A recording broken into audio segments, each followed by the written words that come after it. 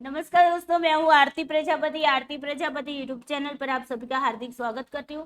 दोस्तों, आज की इस वीडियो में बहुत ही इम्पोर्टेंट टॉपिक के बारे में बात करने वाले हैं, जिसका नाम है रिसर्च डिजाइन। ओके, बहुत सारे बच्चों को लगता होगा कि रिसर्च डिजाइन मतलब कि ऐसे टॉपिक को मतलब उनको समझना ही नहीं चाहते होते। ओके, क्यों? क्योंकि उनको लगता है कि ये तो मतलब कोई काम का नहीं। लेकिन सच बताओ तो रिसर्च डिजाइन बहुत ही पूरे रिसर्च के अंदर सबसे वेरी वेरी इंपॉर्टेंट अगर कोई टॉपिक है तो रिसर्च डिजाइन और उसको डाटा एनालिसिस जो करते हैं वो दोनों चीजें। ओके, तो यहाँ पर देखिए रिसर्च डिजाइन है वो आपको मतलब पीएचडी करने जब जाओगे तब तो आपके लिए बहुत ही इंपॉर्टेंट बन जाएगा। ओके, तो आज के इस वीडियो के अंदर हम रिसर्च डिजाइन के बारे में पूरी की पूरी जानकारी लेंगे। ओके, एक ही वीडियो में आपको पूरी की पूरी जानकारी मिल जाएगी, बिकॉज यहाँ पर जो रिसर्च डिजाइन के टाइप्स जो है वो मैंने आपको पढ़ा दिए थे।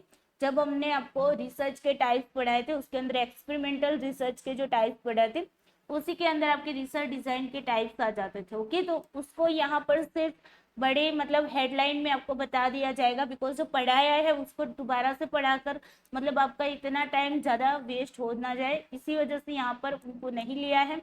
तो यहाँ पर समझते हैं रिसर्च डिजाइन आखिर है क्या, और इस बार रिसर्च डिजाइन से अंदर से थियरी में से क्वेश्चन आए हुए हैं। ओके, क्वेश्चन ऐसे भी हम कराएंगे जैसे ही हमारे आईसीटी के क्वेश्चन पीवाईक्यूज जो 2021 के खत्म होंगे उसके तुरंत बाद ही हम रिसर्च के ही क्वेश्चन लेने वाले। ओके, तो बने रहिए वीडियो के साथ। वीडियो को लाइक कर दीजिए, अपने दोस्तों को शेयर करना नहीं भूलना है। एंड इस चैनल को अगर आपने सब्सक्राइब नहीं किया तो सब्सक्राइब कर लीजिए, ताकि सारे के सारे वीडियोस की नोटिफिकेशन आपको टाइम टू टाइम मिलती रहे। ओके, चलिए तो आगे बढ़ते हैं। छोटी सी इन्फॉर्मेशन है, अगर आप यूजीसी नेट पेपर 1 की प्रिपरेशन कर रहे हैं, हिंदी इंग्लिश मीडियम से कर रहे हो के, तो हमारे यूट्यूब चैनल पर दोनों में कंटेंट मिल जाएगा। एक्सप्लेनेशन आपको हिंदी में मिल जाएगी। ओके, और जी सेट वाले बच्चे अगर कोई जी सेट की प्रिपरेशन कर रहा है तो उनके लिए 70% सिलेबस मैंने कंप्लीट करवाया हुआ है गुजराती मीडियम में। तो आप लोग मेरे इसी यूट्यूब चैनल से प्रिपरेशन कर सकते हो। ओके, और हमारी इस चैनल का नाम आप लोगों को पता है, आरती प्रजापति। ओके, और जो बच्चे साइकोलॉजी से जीसेट की प्रिपरेशन कर रहे हैं या तो फिर यूजीसी नेट पेपर 2 की प्रिपरेशन कर रहे हैं तो उनके लिए हमारी अलग से यूट्यूब चैनल है जिसका नाम है स्टडी ऑफ साइकोलॉजी। ओके, तो आप इस चैनल को भी सब्सक्राइब करके रख सकते हो। ओके, तो चलिए दोस्तों, अब की बार नेट जेआरएफ पार, जिन बच्चों का नेट हो चुका है और जेआरएफ का सपना है उनके लिए अलग से लाइन है, अब की बार जेआरएफ पार। ओके, और स्पेशल मेरी ओर से एक नई लाइन है, दम लगा के ऐसा। ओके, जितने भी बच्चे लाइव चैट में जुड़े हैं प्लीज ढेर सारे थम्स अप दे दीजिए और वीडियो को लाइक जरूर करना है आप लोगों को। कि चलिए चलते हैं टॉपिक पर। ओके, पहले समझते हैं रिसर्च डिजाइन है क्या। ओके, उसको समझना बहुत ही जरूरी है, बिकॉज इस बार जो क्वेश्चन आए थे बस यही से आपके क्वेश्चन आए थे कि आखिरकार रिसर्च डिजाइन होती क्या है, उसके अंदर होता क्या है। ओके, चलिए तो यहाँ पर देखिए, शोध डिजाइन जिसको हम रिसर्च डिजाइन बोलते हैं, तो रिसर्च डिजाइन एक ऐसी योजना होती है, मतलब एक प्लान होता है। ओके, आपको याद रखना एक प्लान है, एक योजना है। जिस तरीके से अगर मैं यहाँ पर आपको मतलब कि टॉपिक पर ले जाऊँ उससे पहले थोड़ी सी क्लियरिटी करा दूँ कि जिस तरीके से आपको घर बनाना होता है तो पहले से आप एक प्लान बना लेते हो या फिर एक मैप बना लेते हो कि मेरे घर के अंदर मान लो कि ये जमीन है और यहाँ पर आपको क्या करना है, घर बनाना है। तो आप ये सोचोगे कि भाई यहाँ पर मेरा बेडरूम होना चाहिए, है ना, यहाँ पर मान लो कि यहाँ पर स्टडी रूम होना चाहिए, यहाँ पर किचन होना चाहिए, यहाँ पर हॉल होना चाहिए। ओके, यहाँ पर बाहर की जो बालकनी होती है वो होना चाहिए। ये सारी चीजें हम मैप बनाकर चेक करते हैं। तो रिसर्च डिजाइन जो है ना वो पूरे के पूरे रिसर्च का एक प्लान है। क्या है? रिसर्च डिजाइन के अंदर आपको रिसर्च का पूरा प्लान दिखेगा। अब यहाँ पर मुझे एक बात भी बतानी मतलब जरूरी लग रही है, इसलिए बता रही हूँ, वैसे कोई बताएगा नहीं, लेकिन मेरी जिम्मेदारी है कि मैं अगर आपको कुछ पढ़ा रही हूँ तो उसके रिलेटेड कोई भी बाहरी चीजें होती है तो भी बताना जरूरी है। अब बाहरी चीजें तो नहीं कह सकती क्योंकि ये आपके पीएचडी का भी पार्ट है। ओके, तो जब भी आप पीएचडी, बहुत सारे बच्चे बोलते हैं कि मैम पीएचडी के अंदर रिसर्च प्रपोजल जो होती है वो कैसे बनाई जाए और कैसे हमें पता चलेगा कि हमें हमारी रिसर्च प्रपोजल के अंदर क्या क्या चीजें रखनी। तो यहाँ से ही आपका आंसर बन जाता है रिसर्च डिजाइन से। अब आप बोलोगे मैम ये क्या बता रहे हो, तो मैं हर बार कहती हूँ कि आप कोई भी जर्नल पढ़ लो, कोई भी शोध गंगा पर कोई भी थीसिस पढ़ते हो। ओके, तो थीसिस के अंदर एक चैप्टर आपका आता है रिसर्च डिजाइन का। क्या आता है? रिसर्च डिजाइन का। अब ये जो चैप्टर होता है ना, उसका नाम रिसर्च डिजाइन ऐसा लिखा नहीं होता है। ओके, वहां पर आपको मतलब कि रूपरेखा करके भी दिया होगा, कुछ भी किया संशोधन का मतलब कि शोध का रूपरेखा, शोध की रूपरेखा, ऐसे कोई भी टाइटल दिया होगा। लेकिन शोध की जहां पर भी रूपरेखा है, रिसर्च डिजाइन बीचों बीच में होती है। पहले आपका इंट्रोडक्शन आता है पहले चैप्टर के अंदर, दूसरे चैप्टर के अंदर आपकी रिव्यू रिलेटेड लिटरेचर आता है, और उसके बाद का जो चैप्टर होता है ना, वो ही आपकी पूरी रिसर्च डिजाइन होती है। उसके अंदर पूरा का पूरा बताया गया होता है कि आपकी क्या हाइपोथेसिस रही है, आप कौन से वेरिएबल यूज किए हैं। ओके, उसके अंदर आपके जो भी इंडिपेंडेंट वेरिएबल है तो उसकी कितने लेवल्स है। ओके, उसके बाद वहां पर आपको ये भी बताया होता है कि भाई आपने जो डाटा कलेक्ट किया तो कौन सी टेक्निक का यूज किया था, कौन से टेस्ट का यूज किया था, सैंपल साइज कितनी है, कहाँ से सैंपल लिया हुआ है। ओके, पॉपुलेशन कितनी थी।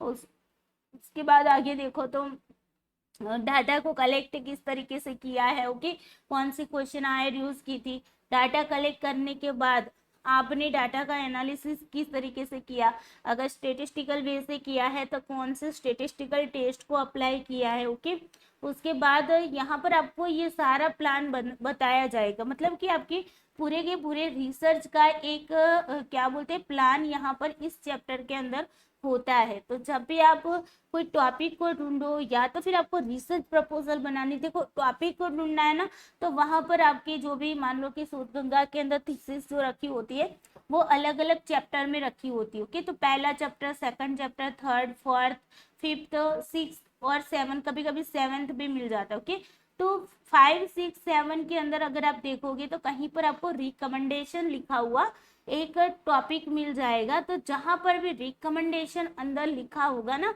उसी के अंदर उन लोगों ने रिकमेंड दी होगी आपको कि इन फ्यूचर आप इस तरीके से ये वेरिएबल लेकर अपने रिसर्च को कर सकते हो। वहां पर ये भी बताया गया होगा कि जिन्होंने जो रिसर्च किया है उस रिसर्च के अंदर क्या कमियां रह गई हैं, वो कमियां ही आपके रिसर्च गैप में यूज कर सकते हो, मतलब आपके लिए रिसर्च गैप बन सकता है। ओके, वो कमियां ही, और उसी को आप क्या कर सकते हो, अपने टॉपिक के लिए उसको चूज कर सकते हो। ओके, तो यहाँ पर मेनली बात थी रिसर्च डिजाइन की। तो आपको थीसिस जब देखते हो तो वहां पर तीसरा जो मतलब चैप्टर होता है वो रिसर्च डिजाइन का होता है, पूरा प्लान वहां पर बताया होता है, बस उसी का यूज करके आपको रिसर्च प्रपोजल बनानी होती है।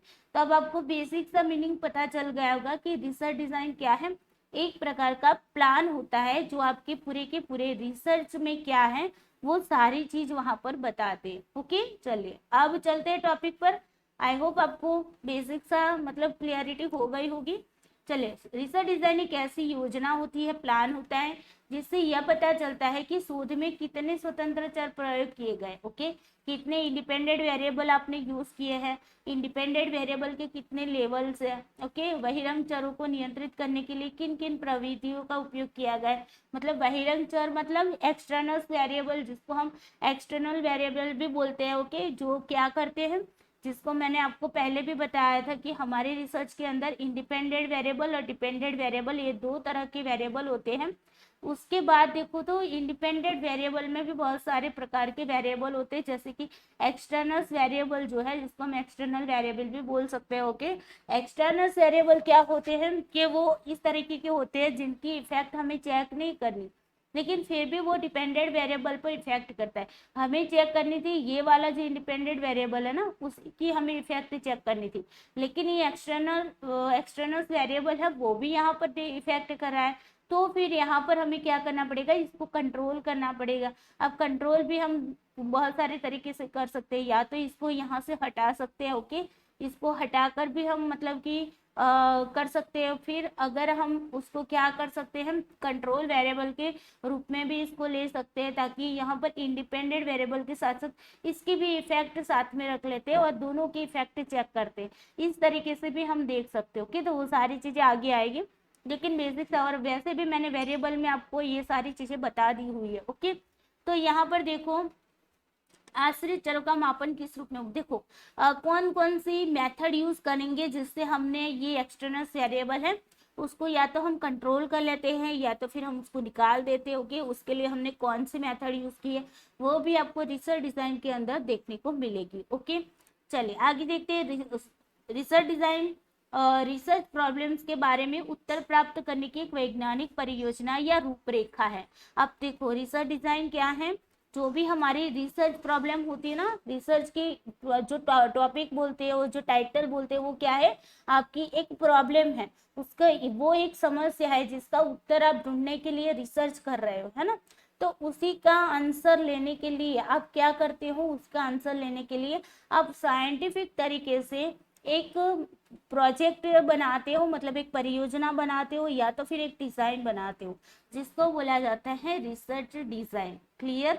देखो एक एक लाइन से क्वेश्चन बन सकता है, इसीलिए यहाँ पर बहुत ध्यान रख के आपको ध्यान में रखना है, और सिर्फ ना कि ये सोच के यहाँ पर इसको ना पढ़ना कि भाई आपके नेट के एग्जाम के पॉइंट ऑफ व्यू से ही पढ़ना है, आपको इसको पढ़ना है पीएचडी के रिलेटेड भी पढ़ना है, क्योंकि यही मेन चीज होती है पीएचडी के अंदर। ओके, चलिए आगे देखते हैं। रिसर्च डिजाइन अनुसंधान के लिए बनी हुई एक ऐसी परियोजना तथा संरचना है जिसके द्वारा शोध समस्याओं का उत्तर प्राप्त किया जाता है। ओके, तो ये कर्लिंगर की क्या है, वे परिभाषा है। परिभाषाएं बहुत ही इंपॉर्टेंट है, बिकॉज इस बार परिभाषाएं भी डाली गई। ओके, जैसे कि रिसर्च प्रॉब्लम के लिए कर्लिंगर की परिभाषा को वहां पर रख दिया गया था। ओके, इसी बार के क्वेश्चन के अंदर, तो आपको परिभाषाएं जो हैं वो भी आपको याद रखनी। ओके, यहाँ पर कर्लिंगर ने जो रिसर्च डिजाइन की परिभाषा दी है वो क्या है, शोध डिजाइन अनुसंधान के लिए बनी हुई एक ऐसी क्या है, परियोजना है। ओके, यानी कि प्रोजेक्ट है या तो फिर एक क्या है, संरचना है, मतलब कि स्ट्रक्चर है, जिसके द्वारा शोध समस्याओं का क्या किया जाता है, आंसर हम प्राप्त करते हैं। ओके, इसी परियोजना के माध्यम से हम क्या कर सकते हैं, हमारे रिसर्च प्रॉब्लम का आंसर प्राप्त कर सकते हैं कि हमने पूरे रिसर्च के अंदर क्या किया और किस तरीके से हमें उसका आंसर मिलेगा। क्लियर। चलिए, किसी भी तरह के शोध का परिणाम एवं निष्कर्ष शोध डिजाइन पर निर्भर रहता है। वेरी वेरी इंपोर्टेंट है। ओके, एग्जाम के पॉइंट ऑफ व्यू से, क्यों, यहाँ पर आपको स्टेटमेंट भी दे दिया जा सकता है। ओके, कि रिसर्च डिजाइन जो है वो किसी भी तरह के शोध के परिणाम और निष्कर्ष पर क्या है, निष्कर्ष किस पर निर्भर करते हैं, तो रिसर्च डिजाइन पर निर्भर करता है। ओके, तो ये भी आपको पूछा जा सकता है कि शोध डिजाइन पर निर्भर कौन है, तो शोध का जो भी रिजल्ट है, उसका जो कंक्लूजन है, वो सारा किस पर डिपेंड है, रिसर्च डिजाइन पर डिपेंड है। ओके, तो ये आपको मैं यहाँ पर आईएमपी इसलिए लिख रही हूँ क्योंकि आपके एग्जाम में शायद स्टेटमेंट के रूप में भी आ सकता है। ओके, चलिए आगे चलते हैं।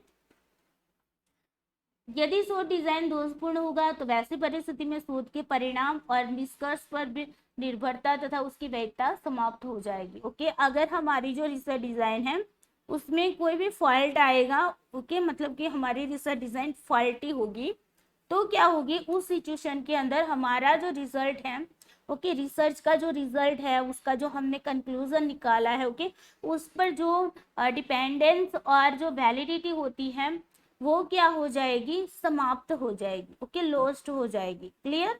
चलिए आगे देखते हैं कि शोध डिजाइन एक परियोजना है जिसे शोधकर्ता द्वारा इस ढंग से तैयार किया जाता है कि इसमें प्राकल्पना लेखन, मतलब हाइपोथेसिस को हम वहां पर राइटिंग करते हैं, उसका संक्रियात्मक आशय से लेकर आंकड़ों का अंतिम विश्लेषण तक की रूपरेखा निहित होती है। बस यहीं से भी आंसर आपका क्वेश्चन आ सकता है, ये भी आपके लिए इम्पोर्टेंट है।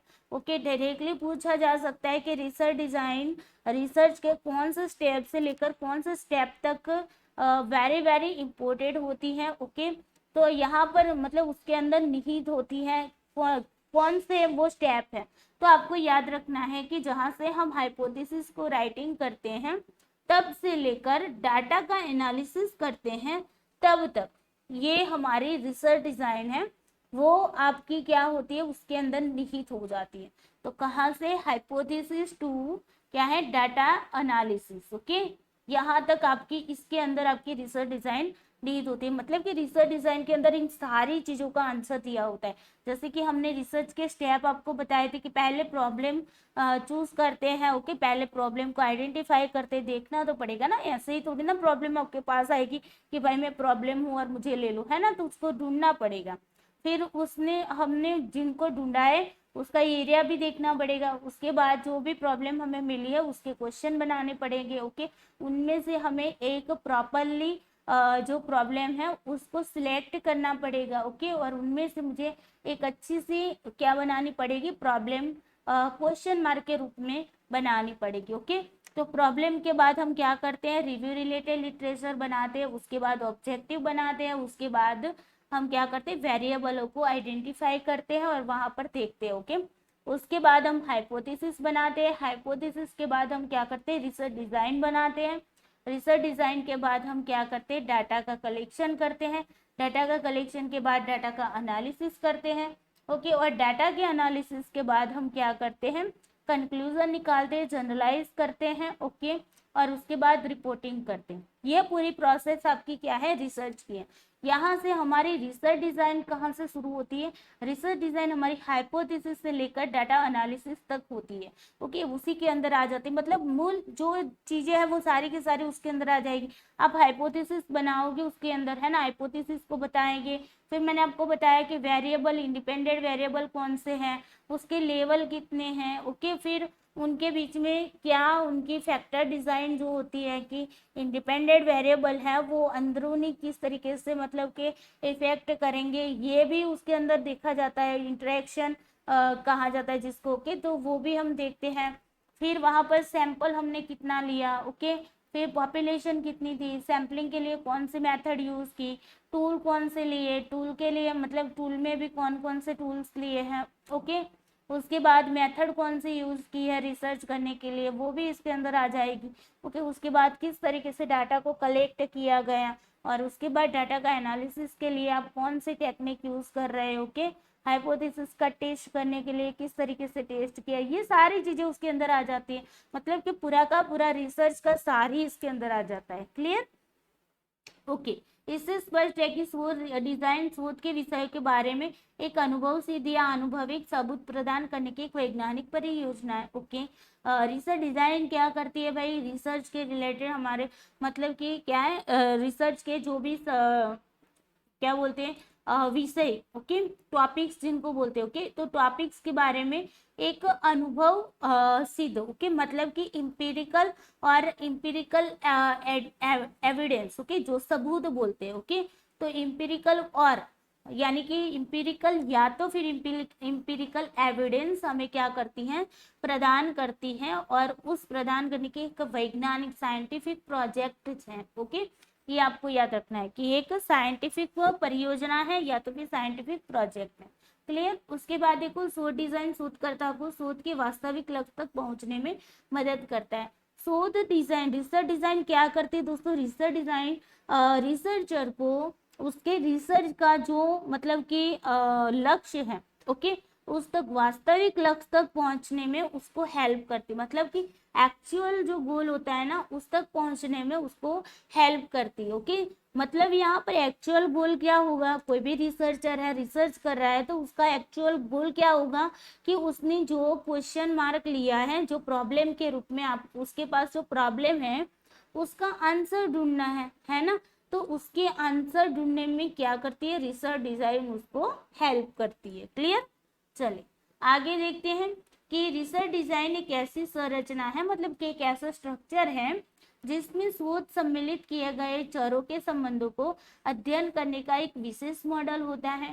शोध डिजाइन शोध की एक ऐसी संरचना होती है जिसके द्वारा शोध में प्रयुक्त होने वाले चरों की संख्या पता चलती है। ओके, कितने वेरिएबल उसके अंदर आते हैं, उनके कितने वेरिएबल के कितने लेवल्स हैं। ओके, जैसे कि मान लो कि मैंने ले लिया कोई एक वेरिएबल हम ले लेते हैं कि जेंडर। ओके, हमने ये जेंडर ले लिया किसके कंटेक्स्ट में, इंडिपेंडेंट वेरिएबल है, तो जेंडर के भी तो लेवल होंगे। जेंडर के क्या लेवल हो सकते हैं, मेल और फीमेल, है ना, तो ये क्या हुए, जेंडर के दो लेवल हुए। अब मान लो मैंने दूसरा भी वेरिएबल लिया हुआ है, इंडिपेंडेंट वेरिएबल है मेरा एरिया, क्या है, एरिया, तो एरिया के कितने लेवल हो सकते हैं, एक तो हो सकता है आपका अर्बन, है ना, अर्बन, और दूसरा होता है रूरल, रूरल है ना, रूरल।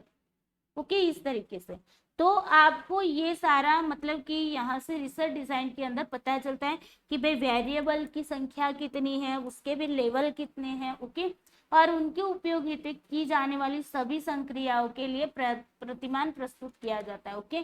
तो उसके लिए मतलब उसके अंदर भी किस तरीके से वो एक दूसरे से इंटरेक्शन कर रहे हैं वो भी हमें यहाँ से पता चलता है, ओके। यहाँ पर देखो एग्जाम्पल के रूप में हमने यहाँ पर बताया कि रिसर्च डिजाइन में क्या होता है। तो हमने पहले हाइपोथेसिस बनाई, ओके। तो हाइपोथेसिस से हमारी कि किसी पाठ को सीखने की क्षमता पर पाठ की जो सार्थकता होती है मतलब मीनिंगफुलनेस क्या प्रभाव पड़ता है। देखिए यहाँ पर ध्यान रखना है किसी पाठ को सीखने की क्षमता, अगर आपको किसी भी लेसन को लर्न करना है, उस लर्न करने की जो एबिलिटी आपके अंदर रही है उस पर जो भी पार्ट है लेसन है उसके मीनिंगफुलनेस का क्या इफेक्ट पड़ता है, ये हमारी हाइपोथेसिस है, ओके। तो इसके अंदर दो वेरिएबल है। अब बताओ इंडिपेंडेंट वेरिएबल कौन सा होता है, मैंने क्या बताया था इंडिपेंडेंट वेरिएबल और डिपेंडेंट वेरिएबल में आपको कि जो इफेक्ट करता है उसको बोलते हैं इंडिपेंडेंट वेरिएबल, और जिस पर इफेक्ट होता है ये जिस पर इफेक्ट होता है, ओके, जिस पर इफेक्ट होता है ये है आपका डिपेंडेंट वेरिएबल। इंडिपेंडेंट वेरिएबल क्या होगा, जो इफेक्ट करता है, क्या करता है, जो इफेक्ट करता है, ओके। तो ये है इंडिपेंडेंट वेरिएबल। अब ये जो नई हाइपोथेसिस हमने बनाई है उसके अंदर इफेक्ट कौन कर रहा है, तो आप कहोगे जो भी पार्ट की सार्थकता है लेसन की जो मीनिंगफुलनेस है वो इफेक्ट कर रही है, ओके। तो ये हमारा इंडिपेंडेंट वेरिएबल हो गया। डिपेंडेंट वेरिएबल क्या कहता है, जिस पर इफेक्ट होता है, किस पर इफेक्ट होता है, तो लेसन को लर्न करने की एबिलिटी, है ना, जो लेसन को लर्न कर रहे हैं हम उसकी एबिलिटी पर इफेक्ट हो रहा है, किसकी इफेक्ट हो रही है, तो लेसन की मीनिंगफुलनेस की, ओके। तो यहाँ पर डिपेंडेंट वेरिएबल क्या आ गया आपका, पाठ को सीखने की क्षमता, क्लियर। तो देखो यहाँ पर हमने वेरिएबल भी बता दिए थे, इंडिपेंडेंट वेरिएबल है meaningfulness of the lesson, okay, और डिपेंडेंट वेरिएबल है the ability to learn a lesson, okay. अब देखो मीनिंगफुलनेस लेसन जो है उसको भी मैं क्या करूंगी, दो हिस्सों में डिवाइड कर रही, उसके लेवल में उसको डिवाइड करें दो लेवल में। क्या दो लेवल बन सकते हैं, एक तो मीनिंगफुल वर्ड बन सकते हैं और रिडंडेंट वर्ड। अब देखो रिडंडेंट वर्ड्स क्या होते हैं, जो मतलब मीनिंग जिसका नहीं निकलता है, जिसको हम बोलते हैं निरर्थक, निरर्थक, ओके, निरर्थक शब्द जो होते हैं उसको। और ये क्या है भाई, अर्थ वाले शब्द, ओके, मतलब इसको क्या बोलेंगे, अर्थ वाले शब्दों को, जिसका अर्थ निकलता है ना, तो वैसे शब्दों को बोलते हैं अर्थ वाले शब्द, मीनिंगफुल वर्ड। तो इनका मतलब कोई क्या होता है भाई, वर्ड मीनिंग होता है। जैसे कि मैं लिख रही हूँ कैट, तो आपको पता चल जाएगा कि कैट का मतलब होता है बिल्ली, है ना। लेकिन अगर मैं कुछ ऐसा लिख दूँ ओके, ये मैंने लिख दिया एटीसी, तो अब देखो इसका कोई मीनिंग निकलता है एटीसी का, है ना, नहीं निकलता। तो ये क्या हो गया है, ये आपका हो गया है रिडंडेंट वर्ड्स, ओके। और कैट क्या है, हमारा मीनिंगफुल वर्ड्स, ओके। तो मैंने क्या किया, मीनिंगफुलनेस ऑफ लेसन जो थे उनको दो हिस्सों में बांट लिया, ओके, क्लियर। तो इसके दो लेवल बन गए, क्लियर। चलो आगे बढ़ते हैं।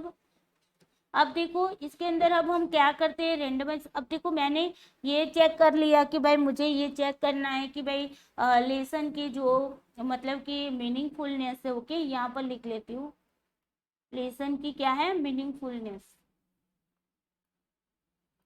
ओके।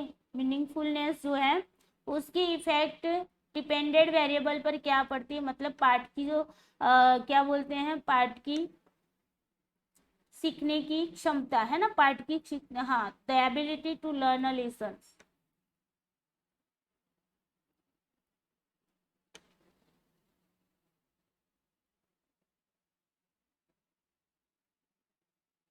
ओके।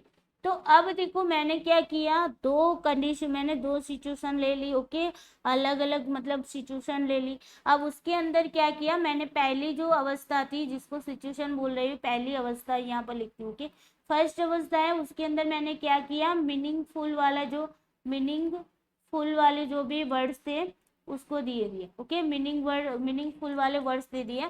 दूसरी अवस्था में मैं क्या कर रही हूँ, दूसरी अवस्था में मैं उनको रिडंडेंट वर्ड्स दे रही हूँ, ओके, ओके। रिडंडेंट वर्ड दे रही हूँ, मतलब कि निरर्थक शब्द दे रही हूँ, निरर्थक शब्द दे रही हूँ। ओके, अब मैं यहाँ पर क्या करूंगी, यहाँ पर अब मैंने दोनों अवस्थाओं को लिया है, ये पहली वाली दूसरी वाली। यहाँ पर पहले मैं क्या करूंगी, तो मान लो कि सबसे पहले मैंने क्या किया भाई, हाइपोथेसिस बना ली, वेरिएबलों को चूज भी कर लिया, उसको लेवल में भी बांट लिया। ओके, उसके बाद मैं यहाँ पर क्या करूंगी, मान लो कि मैंने ये पॉपुलेशन है, पॉपुलेशन में से मैंने सैंपल को लिया। अब पॉपुलेशन में से मैंने सैंपल को लिया तो वो मैंने रैंडमली लिया। रैंडमली का मतलब क्या होता है कि जहाँ पर किसी भी सब्जेक्ट, जिनको मतलब सैंपल के अंदर जो लोग रखे जाते हैं ना, जिन पर हम जिनके पास से डाटा कलेक्ट करते हैं, उनको रिसर्च की परिभाषा में सब्जेक्ट बोला जाता है। ओके, तो सब्जेक्ट को जब मैं चूज करती हूँ तो वहां पर हर एक सब्जेक्ट के चुने जाने की संभावना क्या होती है, 100% होती है, मतलब कि बराबर बराबर की होती है। ओके, क्या होती है, बराबर बराबर की होती है। जैसे कि मान लो कि मेरे पास 10 स्टूडेंट है और 10 स्टूडेंट में से मुझे 5 स्टूडेंट को सैंपल के रूप में लेना है। ओके, ये मेरी पॉपुलेशन है। ओके, ये पॉपुलेशन है, पॉपुलेशन में से मुझे 5 लोगों को लेना है।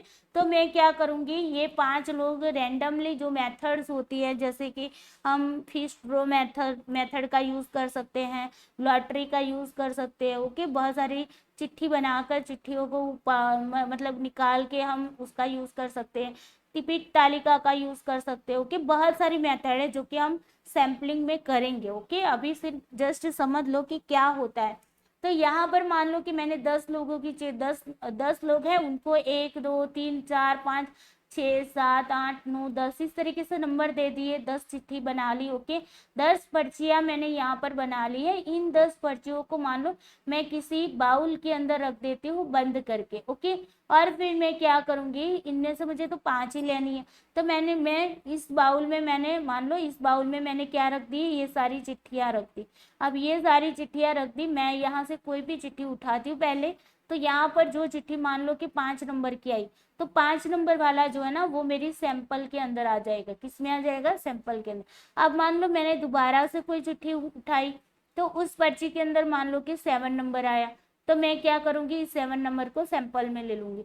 उसी तरीके से मान लो कि मैंने अगेन एक चिट्ठी निकाली, 5 सैंपल लेना है तो 5 चिट्ठियां निकालनी पड़ेगी, बारी बारी से निकाल रही हूँ। ओके, तो यहाँ पर मैंने एक चिट्ठी पर्ची निकाली, तो यहाँ पर मान लो कि आ गया आपका 2 नंबर, तो ये 2 नंबर वाला जो भी पर्सन है वो हमारे सैंपल के अंदर आ जाएगा। ओके, उसी तरीके से मैं चौथी चिट्ठी भी निकाल रही हूँ, तो उसका नंबर मान लो कि आ गया आपका 6 नंबर, तो 6 नंबर वाला मेरे सैंपल के अंदर आ जाएगा। ओके, उसके बाद मैं 5वीं चिट्ठी निकाल रही हूँ, तो मान लो कि यहाँ पर 10 नंबर आया, तो 10 नंबर वाले को मैं सैंपल में रख लूंगी। अब ये बन गया मेरा सैंपल साइज। ओके, तो ये मैंने क्या किया, रैंडमली सिलेक्शन किया। यहाँ पर मैंने मेरी मर्जी से नहीं लिया, 10 लोग थे उनमें से मैंने ये नहीं कह दिया कि भाई ये 3 नंबर वाला तो मेरा पड़ोसी है तो मैं उसको ले लूंगी, ऐसे नहीं। मैंने सभी को इकट्ठा कर दिया, सभी के नाम की चिट्ठियां बनाई, या तो फिर नंबर देकर चिट्ठियां लगा दी और सारी बंद करके उनमें से कोई भी ले ली। 10 को इकट्ठा कर लिया और उनमें से कोई भी निकलेगी, है ना। तो यहाँ पर 3 नंबर, मान लो कि यहाँ पर पहला 5वां नंबर निकला, तो 5 नंबर की चुने जाने की संभावना कितनी थी, 100% थी। ओके, यहाँ पर 100% उनकी संभावना थी कि भाई 10 चिट्ठी में से 5 नंबर निकल सकता है, 2 भी निकल सकता है, 6 भी निकल सकता है, 4 भी निकल, कोई भी निकल सकता है, किसी के भी मतलब कि यहाँ से निकलने की संभावना जो थी 100% थी, बराबर बराबर की थी। ओके, तो इसी को बोलते हैं रैंडमली। अब मैं पॉपुलेशन में से सैंपल को चूज किया, तो मैंने रैंडमली सैंपल सिलेक्शन किया। ओके, तो ये वाला यहाँ पर समझ आए। अब मैंने यहाँ पर सब्जेक्ट तो ले लिया, लेकिन मुझे क्या करना है, 2 अवस्थाओं में उनको बांटना है। क्या करना है, 2 अवस्थाओं में बांटना है। तो फिर मैं यहाँ पर क्या करूंगी, जो भी अवस्था है, मैं 2 अवस्था, ये पहली अवस्था है, ये दूसरी अवस्था है। अब देखो मेरे सैंपल के अंदर मान लो कितने थे, मैंने 5 लोगों को लिए। ओके, मान लो हम 6 लोग लेते हैं, बिकॉज यहाँ पर 2 अवस्था है, तो हम उसको बराबर बराबर करते हैं। जब भी रैंडमली सिलेक्शन करते हैं और आगे जाके भी हम ग्रुपों में डिवाइड करते हैं, तो वहां पर हम क्या रखते हैं, बराबर बराबर संख्या रखते हैं। ओके, तो मान लो कि मैंने यहाँ पर 6 लोग ले लिए थे, 10 में से 6 सैंपल लिए थे। अब मुझे ये 6 लोग तो है मेरे पास, लेकिन उनको भी मुझे ये दोनों अवस्था में रखना है, तो मैं क्या करूंगी, अब मैं यहाँ पर ऐसे थोड़ी ना करूंगी कि भाई 1 से 3 नंबर वाले यहाँ पर चले जाओ, 4 से 6 नंबर वाले यहाँ पर चले जाओ, नहीं करूंगी बिल्कुल भी।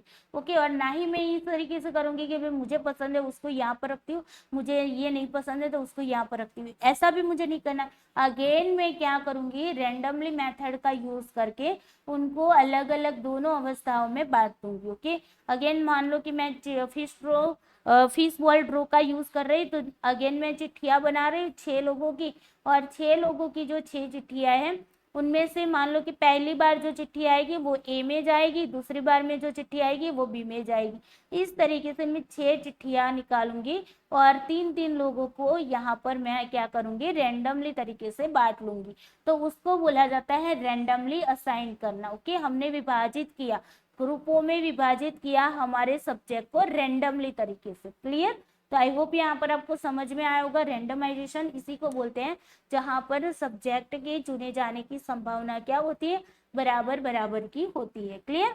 उसके बाद मैंने इन पर क्या किया, दोनों अवस्थाओं में मैंने उन लोगों को यहाँ पर पहली अवस्था में मीनिंगफुल वर्ड दे दिया, दूसरी अवस्था में मैंने क्या किया, निरर्थक शब्द दिए, और फिर जाके मैं क्या करूंगी, उनका टाइम नोट करूंगी कि भाई कितने टाइम में उन लोगों ने वर्ड्स को याद रखा है। ओके, और कितनी उन्होंने एरर की है, टाइम कितना लगा है उनको, एरर उन्होंने कितनी की है। ओके, और उसी के बेस पर मैं इनका क्या करूंगी, मिन निकालूंगी, और मिन निकालने के बाद मैं वहां पर तय करूंगी कि भाई मेरा जो रिजल्ट है वो सिग्निफिकेंट आ रहा है या नॉट सिग्निफिकेंट आ रहा है। ओके, सिग्निफिकेंट मतलब सार्थक है, या फिर यहाँ पर नॉट सिग्निफिकेंट मतलब के असार्थक नहीं है। Okay, clear? तो इस तरीके से पूरी रिसर्च डिजाइन के अंदर ये सारी चीजें यहाँ पर मेंशन की होती है। क्लियर? आई होप यहाँ पर आपको समझ आ गया होगा। चलिए आगे बढ़ते हैं। Purpose of research design, research design के पर्पस क्या है, ओके, उसका उद्देश्य क्या है। तो यहाँ पर देखो कि शोध प्रश्न के सही उत्तर प्रदान करने के लिए हम रिसर्च डिजाइन को यूज करते हैं, है ना, क्योंकि हमारा जो रिसर्च का जो मतलब कि क्वेश्चन है उसका तो हमें आंसर ढूंढना है, और उस आंसर को ढूंढने के लिए हम क्या करते हैं। Okay, just wait.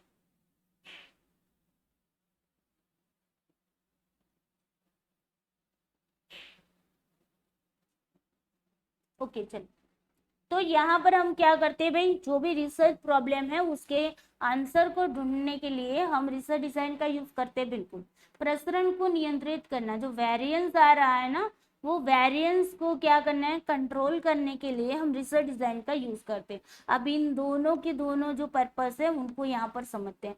पहला पर्पस हमारा क्या है कि रिसर्च के जो क्वेश्चन है, ओके, मतलब कि जो क्वेश्चन प्रॉब्लम हमें दिख रही है उसका आंसर हमें ढूंढने के लिए हम रिसर्च डिजाइन का यूज करते हैं। कैसे करते हैं, तो देखिए, रिसर्च डिजाइन में सम्मिलित किए गए चरों के संबंधों को अध्ययन करने की एक परियोजना होती है। ओके, ये तो आपको पता चल गया कि एक प्रोजेक्ट है या प्लान है। ओके, एक तरह से शोध डिजाइन शोधकर्ता को यह बतलाता है कि उसे किस ढंग का परीक्षण करना है, उसको किस तरह का ऑब्जर्वेशन करना है, फिर वो ऑब्जर्वेशन उसे कैसे करना है, ऑब्जर्वेशन से उसको जो भी परिमाणात्मक तथ्य मिलेंगे, ओके, जो कि हम क्या बोलते हैं, क्वांटिटेटिव डाटा बोलते हैं। तो क्वांटिटेटिव डाटा का जो मतलब जो डाटा मिलेगी उसका एनालिसिस कैसे करना चाहिए, ये सारी चीजें हमें रिसर्च डिजाइन की ओर से पता चलती है। ओके, रिसर्च डिजाइन यह भी बताता है कि प्रेक्षणों की संख्या कितनी होनी चाहिए, मतलब ऑब्जर्वेशंस की जो संख्या होती है, नंबर होते हैं, वो कितने होने चाहिए, और कौन सा वेरिएबल है वो एक्टिव वेरिएबल है, तथा कौन सा वेरिएबल है जो गुण वेरिएबल मतलब के क्या बोलते हैं, एट्रीब्यूट वेरिएबल बोलते हैं। ओके, जो कि गुण चर होते हैं। तो ये चर क्या है, एक्टिव मतलब सक्रिय चर क्या है और गुण चर क्या है, ये सारा हमने वेरिएबल में आपको बताया। ओके, और सक्रिय चर में जोड़ तोड़ कैसे किया जा सकता है, ये सारी चीजें आपको रिसर्च डिजाइन के अंदर आंसर मिल जाता है। क्लियर? चलो अब देखिए, इस तरह शोध डिजाइन शोधकर्ता के प्रेक्षण मतलब कि ऑब्जर्वेशन और एनालिसिस की प्रक्रियाओं का क्या करता है, मार्गदर्शन करता है, उनको हेल्प करता है। ओके, और उन्हीं शोध प्रश्नों का अंतिम सही एवं वैध हल ढूंढने में मदद करता है। तो रिसर्च डिजाइन क्या करता है, ऑब्जर्वेशन, एनालिसिस की प्रक्रियाओं का वो क्या करता है, गाइड्स करता है। साथ ही साथ हमें जो हमारे रिसर्च के जो भी क्वेश्चन है, ओके, उसका अंतिम मतलब कि फाइनल, करेक्ट और वैलिड सॉल्यूशन ढूंढने में हेल्प करता है। क्लियर। उसके बाद देखते हैं दूसरा वाला जो पर्पस था, कौन सा था, प्रसरण को नियंत्रित करना, मतलब कि वेरिएंस को कंट्रोल करना। तो ये भी एक टेक्निकल पर्पस है, ओके, जो कंट्रोल वेरिएंस को कंट्रोल करना एक तरह का क्या है, टेक्निकल पर्पस है, मतलब कि तकनीकी उद्देश्य है, जिसको मतलब जो क्या है, वेरिएंस को कंट्रोल करना। ओके, अब इसके भी टाइप्स है, अब इसके क्या टाइप्स है उसको देखते हैं। तो इसके 3 टाइप्स है वेरिएंस के। उसके अंदर है maximisation of experimental variance, okay, तो मतलब कि जो भी प्रयोगात्मक प्रसरण होता है उसकी उच्चतम सीमा प्राप्त करना।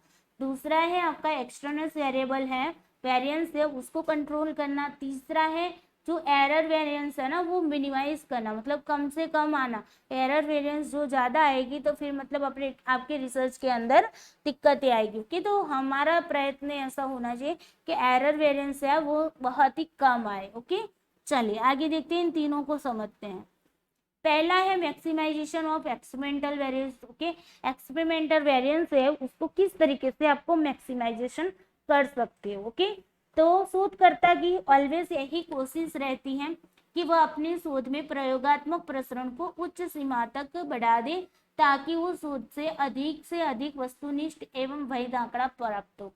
मतलब कि यहाँ पर क्या बताया जा रहा है कि जो एक्सपेरिमेंट वेरिएंस होते हैं ना, उसको हमें हाई लेवल तक, ओके, मतलब मैक्सिमम तक हमें क्या करना है, मैक्सिमम जो लिमिट होती है उस तक हमें उसको बढ़ा देना चाहिए, ताकि रिसर्च के अंदर हमें अधिक से अधिक ऑब्जेक्टिव और क्या है भाई, वैलिड डाटा मिल पाए, ओके।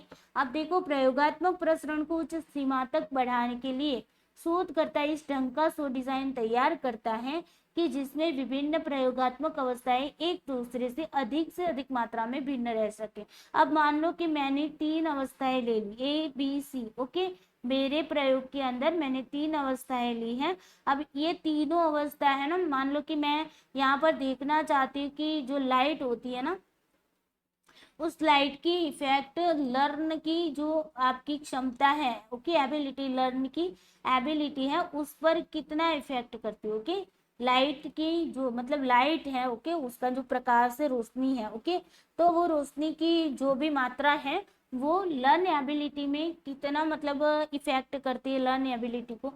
तो मैं यहाँ पर क्या करूंगी, ए को अगर मैं यहाँ पर जो भी लाइट दे रही हूँ तो वो लाइट की मात्रा में सबसे ज्यादा दूंगी, ओके।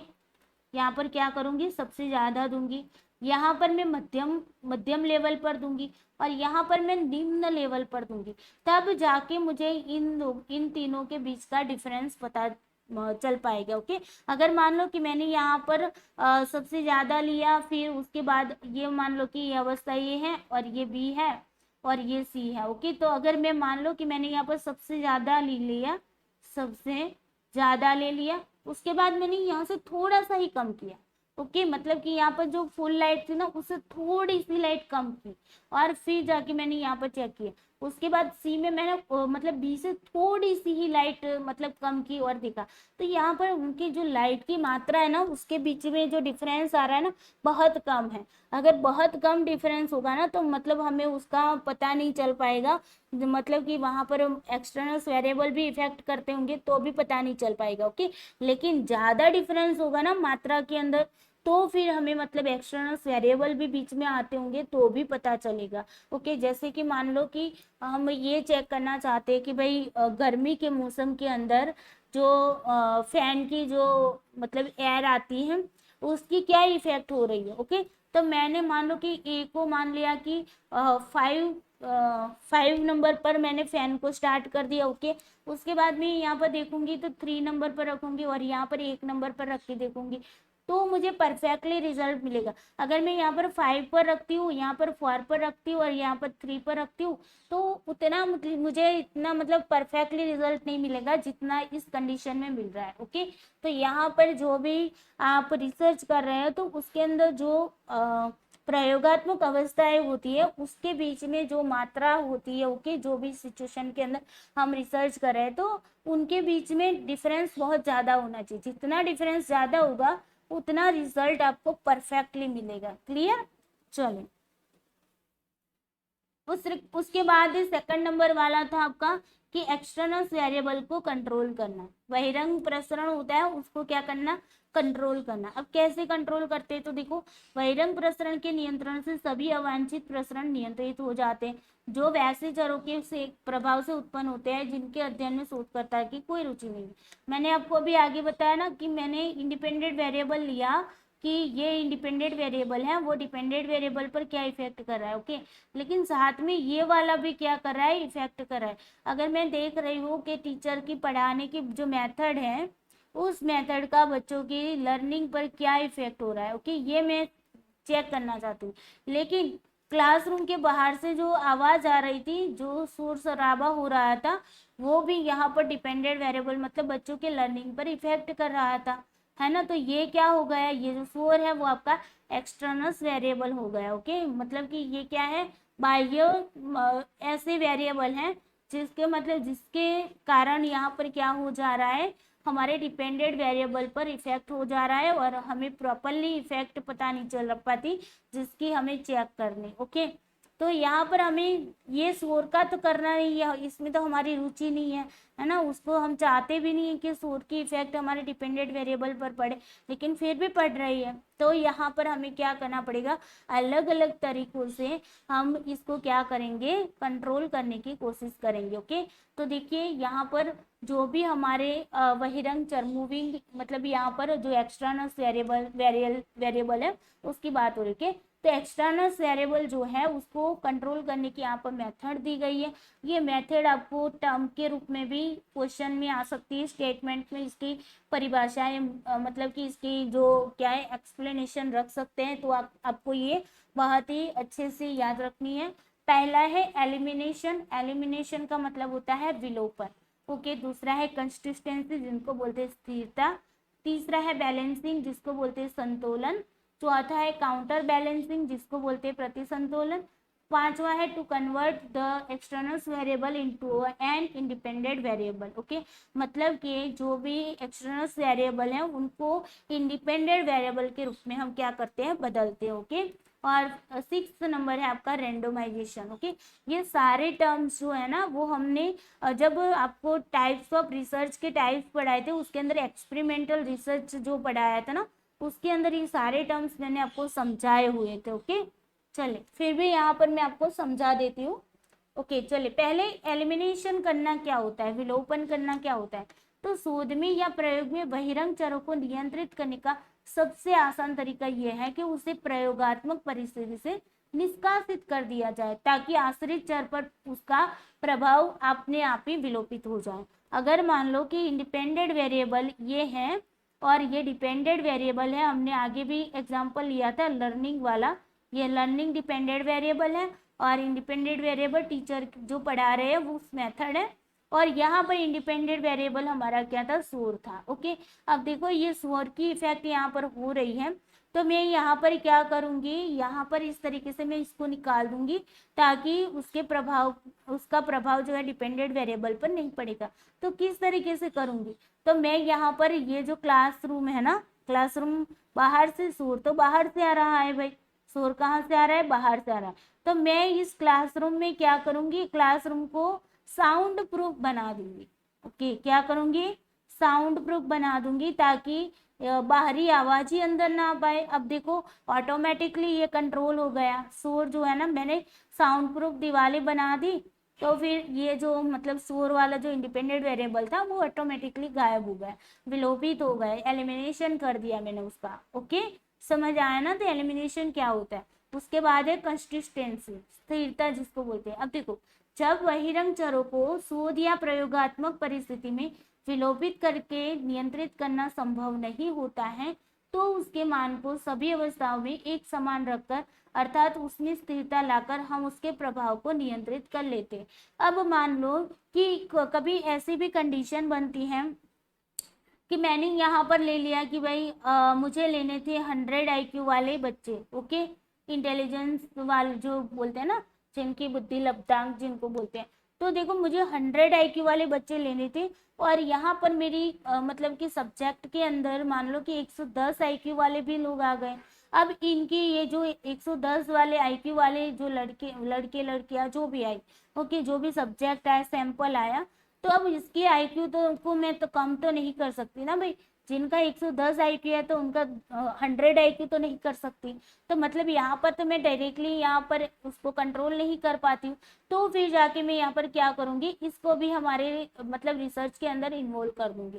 तो यहाँ पर पहले मान लो कि मैंने ये बताया हो कि 100 IQ वाले पर ही मैं रिसर्च करूंगी, ओके, इफेक्ट चेक करूंगी। लेकिन 110 वाले भी ज्यादा आ गए हैं, तो फिर मैं क्या करूंगी, अब यहाँ पर जो मैंने 100 IQ का बताया था ना, वहां पर मैं ये बता दूंगी 100 से लेकर 110 तक के जो भी IQ वाले लोग हैं उन पर मैं इफेक्ट चेक करूंगी। तो ये मैंने क्या कर दिया, इस इंडिपेंडेंट वेरिएबल की मुझे इफेक्ट नहीं चेक करनी थी, लेकिन फिर भी वो यहाँ पर मैं उसको कंट्रोल भी नहीं कर सकती थी, इसी वजह से मैंने क्या कर दिया, उसको भी रिसर्च के अंदर इन्वॉल्व कर दिया। ओके, तो ये मैंने क्या कर दिया, उसको कंसिस्टेंसी कर दी उसकी। ओके, तो यहाँ पर यही है, तो उसके मान को सभी अवस्था में एक समान रखकर अर्थात उसमें स्थिरता लाकर हम उसके प्रभाव को नियंत्रित कर सकते हैं। हमने इसको भी स्थिर कर दिया हमारे रिसर्च के अंदर। क्लियर? चलो आगे बढ़ते हैं। बैलेंसिंग करना, किस तरीके से बैलेंसिंग किया जाता है, संतुलन किया जाता है। तो जब शोधकर्ता या प्रयोगकर्ता के लिए बहिरंग चरों को नियंत्रित करने के लिए विभिन्न प्रयोगात्मक अवस्थाओं को एक समान या स्थिर रखने संभव नहीं हो पाता, तो वह संतुलन के सहारे इन चरों के प्रभाव को नियंत्रित करता है। देखो सबसे पहले हमने क्या किया था भाई, यहाँ पर देखो सबसे पहले हमने एलिमिनेशन किया। ओके, अब देखो एलिमिनेशन किस तरीके से हमने किया कि उसको मतलब साउंड प्रूफ दीवारें बनाकर हमने क्या कर दिया, उसको ऑटोमेटिकली विलोपित कर दिया, है ना।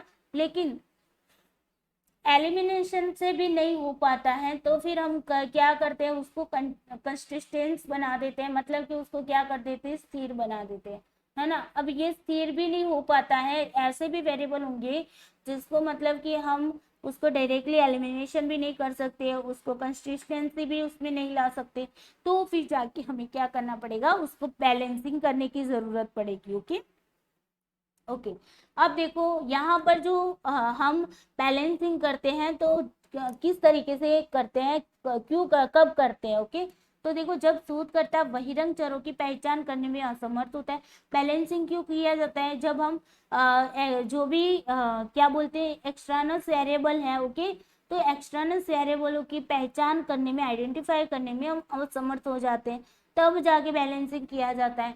फिर जब रिसर्चर जो है वो एक्सटर्नल वेरिएबल की पहचान करके उसको नियंत्रित करने के लिए कुछ विशेष कदम भी उठाता है, ओके, तब भी हम उसको बैलेंसिंग कर पाते हैं। ओके ओके, तो यहाँ पर हम थोड़ा सा बैलेंसिंग के बारे में भी थोड़ा सा आपको डिटेल्स में बता देते हैं, ताकि आपको समझ आ जाए कि किस तरीके से बैलेंसिंग किया जाता है। ओके, तो देखो पहली जो हमने कंडीशन देखी कि जिस समय क्या होता है एक्सटर्नस, यहाँ पर डिफरेंट लिखाना है, एक्सटर्नस लिख देना। ओके, एक्सटर्नस वेरिएबल जो है तो उसको मतलब कि किस तरीके से मतलब उसकी संख्या जो है, ओके, वो रिसर्चर को मतलब कि मान लो कि उसको नहीं पता है कि एक्सटर्नल वेरिएबल कौन कौन से हैं, कितने हैं, ये उसको नहीं पता है। ओके, उसके स्वरूप के बारे में उसको नहीं पता है, तो वो क्या करेगा कि प्रायोजक के जो भी सभी ग्रुप्स होते हैं उसके साथ समान ढंग से वो क्या करेगा, ट्रीटमेंट करता है। मतलब कि मान लो कि जितने भी ग्रुप है ABC, जितने भी ग्रुप है ना, उसके साथ समान रूप से वो क्या करेगा,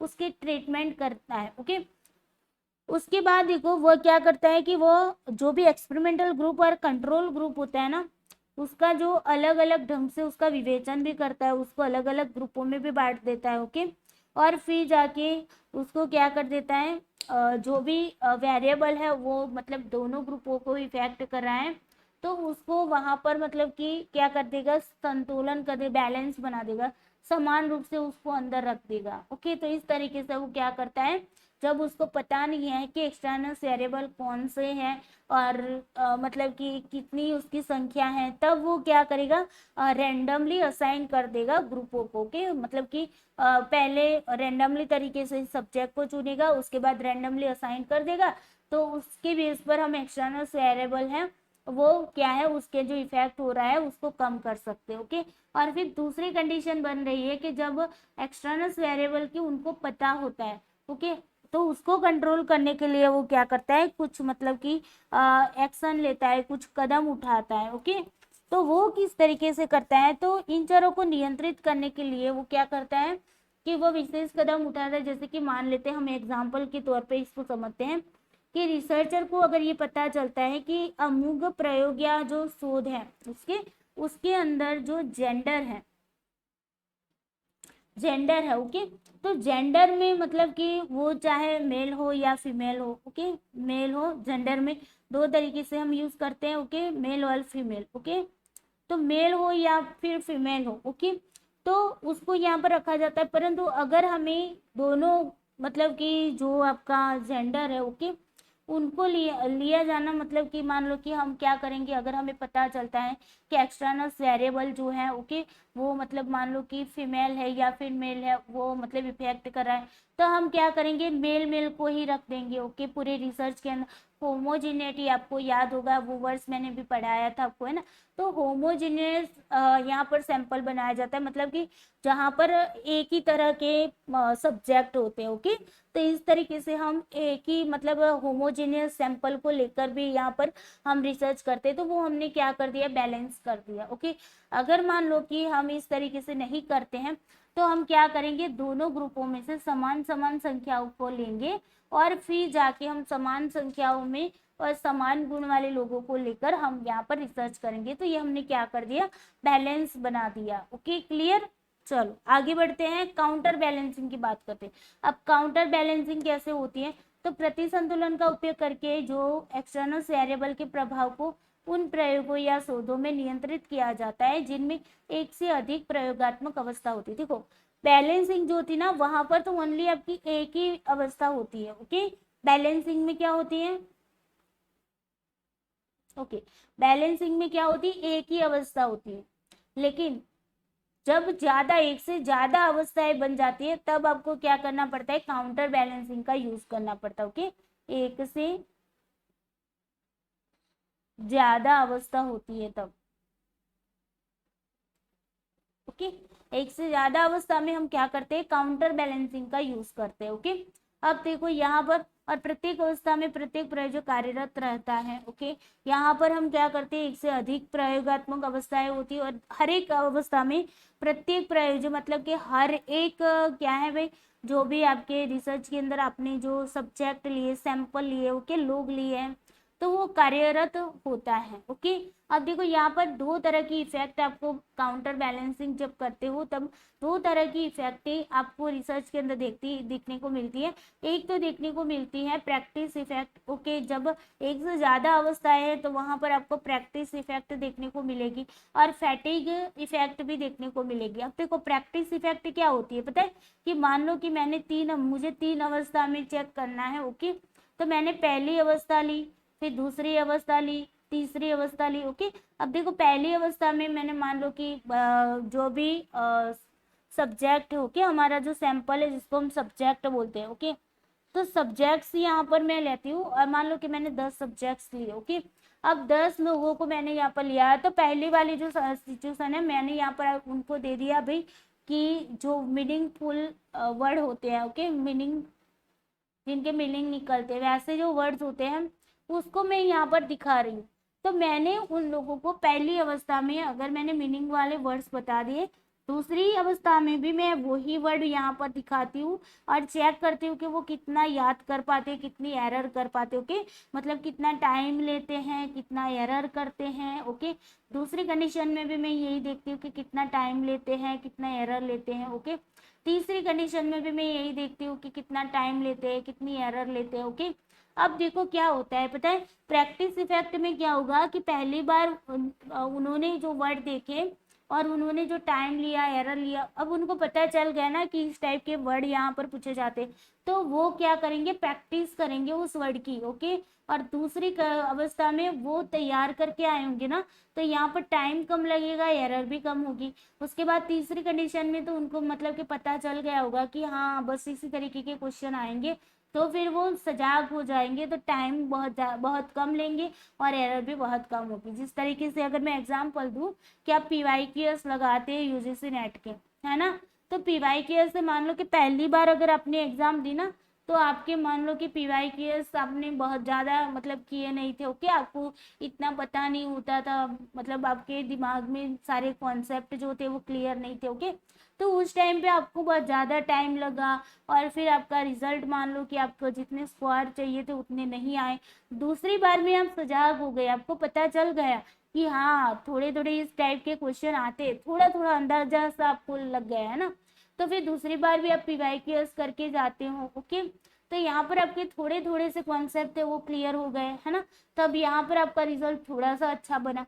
तीसरी कंडीशन में तीसरी बार आपने एग्जाम दी, मान लो कि आप पहली बार में फेल हुए, दूसरी बार में फेल हुए, तीसरी बार में तो पक्का आपको पता चल गया कि भाई हाँ यही टॉपिक से ऐसे ही क्वेश्चन आते हैं, तो फिर आप क्या करोगे, पूरे के पूरे PYQS भी लगाओगे, कॉन्सेप्ट भी क्लियर करोगे और फिर जाके एग्जाम दोगे, तो आपका डायरेक्टली JRF भी निकल जाता है। तो ये क्या हुआ, प्रैक्टिस इफेक्ट हुआ। क्या हुआ, प्रैक्टिस इफेक्ट। ओके, इसलिए तो मैं कहती हूँ हर रोज प्रैक्टिस किया करो। मैथ्स जिनको नहीं आता है, DI जिनको नहीं आता है, उनको मैं प्रैक्टिस क्यों करने को कहती हूँ, इसलिए कहती हूँ कि प्रैक्टिस इफेक्ट बहुत ही इंपॉर्टेंट होता है रिसर्च के अंदर। ओके, तो यहाँ पर जो होता है ना वो प्रैक्टिस इफेक्ट हो जाता है, उसी की वजह से प्रॉपरली जो रिजल्ट चाहिए वो हमें नहीं मिल पाता। ओके, क्योंकि हमें रिसर्च में प्रैक्टिस इफेक्ट नहीं चाहिए। ओके, लेकिन फिर भी आ जाती है क्योंकि हमने एक से ज्यादा अवस्थाएं ले ली है, कंडीशन ले ली। ओके, इसी वजह से। दूसरी कंडीशन है आपकी फैटिग इफेक्ट। फैटिग मतलब थकान प्रभाव, थकान। पहली बार भी आपने ट्रायल दिया, ओके, फिर आप थोड़े से थक जाओगे, फिर दूसरी बार में आप मतलब ट्रायल दोगे, तो फिर आप मतलब उसके अंदर सबका इंटरेस्ट कम होता जाएगा और आप थक जाओगे, है ना। तीसरी बार में आप जाओगे ना तो मतलब कि आपकी मतलब बहुत थके हुए होंगे। ओके, उसी वजह से यहाँ पर रिजल्ट में भी क्या हो जाएगा, इफेक्ट हो जाएगा। क्लियर। तो इस तरीके से दो इफेक्ट यहाँ पर काउंटर बैलेंसिंग करते हैं, जब मतलब कि जब एक से ज्यादा अवस्थाएं होती है तब ये दोनों इफेक्ट आपको देखने को मिलेगी, प्रैक्टिस इफेक्ट और फैटिग इफेक्ट। ओके, चले काउंटर बैलेंस में अगर बात करें तो काउंटर बैलेंस का उपयोग ऐसी परिस्थिति में किया जाता है जहां अप्रतिसम अंतरण की संभावना होती है।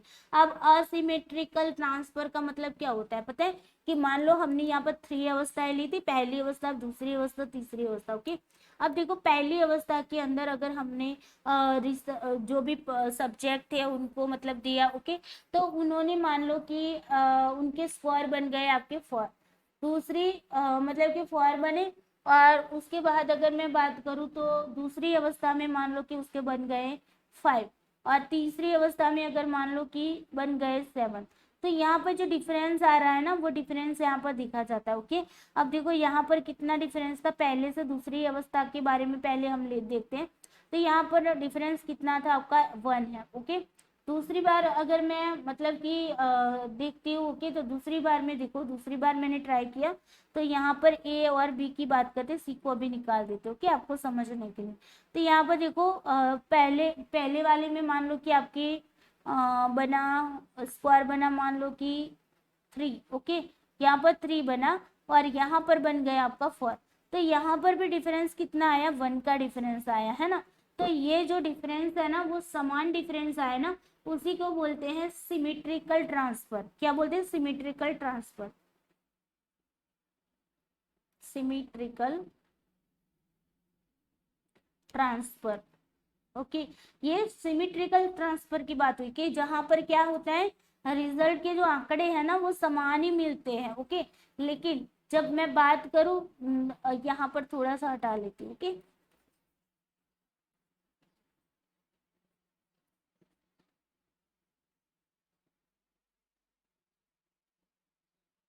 अब देखो यहाँ पर देखते हैं। ओके, अब देखो यहाँ पर मैं सिमेट्रिकल और असिमेट्रिकल की बात करती हूँ कि असिमेट्रिकल। ओके, तो यहाँ पर समझिए कि यहाँ पर हमारे पास दो अवस्थाएं, यहाँ पर भी दो अवस्थाएं। ओके, ये दो अवस्थाएं मैं आपको यहाँ पर ऐसे समझाती हूँ। फिर यहाँ पर मान लो कि हमारे पास 10 सब्जेक्ट थे। कितने? 10 सब्जेक्ट थे। ओके, 10 लोग थे, उनमें से 5 लोग मैंने यहाँ पर डाल दिए, 5 लोग यहाँ पर डाल दिए। ओके, अब देखो 5 लोगों में पहली बार में यहाँ पर जो हमने आंकड़े लिए तो वो क्या बताए थे हमने? 4 और 5 बताए थे, है ना। तो यहाँ पर डिफरेंस कितना आया था? 1 का डिफरेंस आया था। यहाँ पर लिख देती हूँ अंतर। ओके, इस तरीके से समझो। फिर असिमेट्रिकल की मैं बात करती हूँ, तो यहाँ पर देखो कि 7 आया और बी में उसको स्क्वायर बने 9। ओके, तो यहाँ पर 2 का अंतर आया। अब देखो दूसरे जो 5 लोग थे ना, उसका अगर मैं बात करूँ ना, तो यहाँ पर उनके 7 आए और उनका यहाँ पर मान लो कि 8 आया, तो यहाँ पर उनका अंतर 1 आया। ओके, अब देखो यहाँ पर दूसरे जो 5 लोग थे उसका अगर मैं बताऊँ तो पहले वाले का मान लो कि 4 आया और यहाँ पर बी की स्थिति में अगर मैं मीन निकाला तो यहाँ पर आए आंकड़े आपके 6। ओके, तो सॉरी यहाँ पर आंकड़े आए आपके 7। Okay, just example. ओके, तो यहाँ पर डिफरेंस कितना है? 3।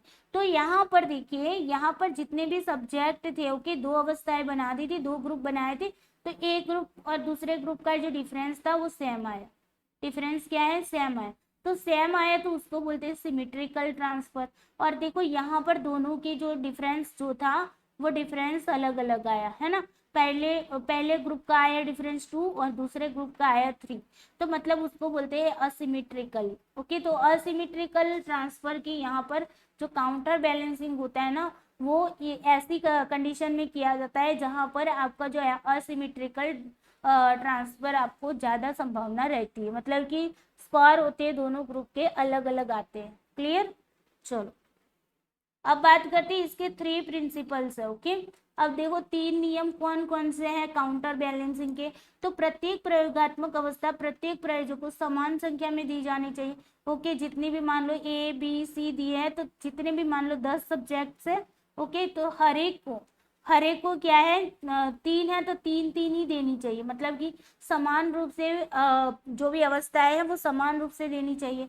दूसरी कंडीशन है, दूसरा नियम है, प्रत्येक प्रयोगात्मक अवस्था की संख्या प्रत्येक अभ्यास सत्र एक समान होना चाहिए। ओके, अवस्था की संख्या समान होनी चाहिए और जो भी उसका मतलब कि प्रैक्टिस सेशन होता है वो भी समान होना चाहिए। ओके, प्रत्येक प्रयोगात्मक अवस्था एक दूसरे के आगे और पीछे समान होनी चाहिए। पहले हम ये वाली अवस्था देते हैं, फिर हम ट्रीटमेंट देते हैं मान लो, ओके, और उसके बाद बी की देते हैं। तो मान लो ग्रुप ए है, तो यहाँ पर ग्रुप ए को हमने दे दिया है इस तरीके से। तो ग्रुप बी जो हमारे पास है मान लो, तो ग्रुप बी को भी पहले ए ही देंगे, उसके बाद हम ट्रीटमेंट देंगे और उसके बाद भी देंगे, मतलब कि जो अवस्थाएं हैं वो आगे पीछे समान रूप से देंगे। क्लियर?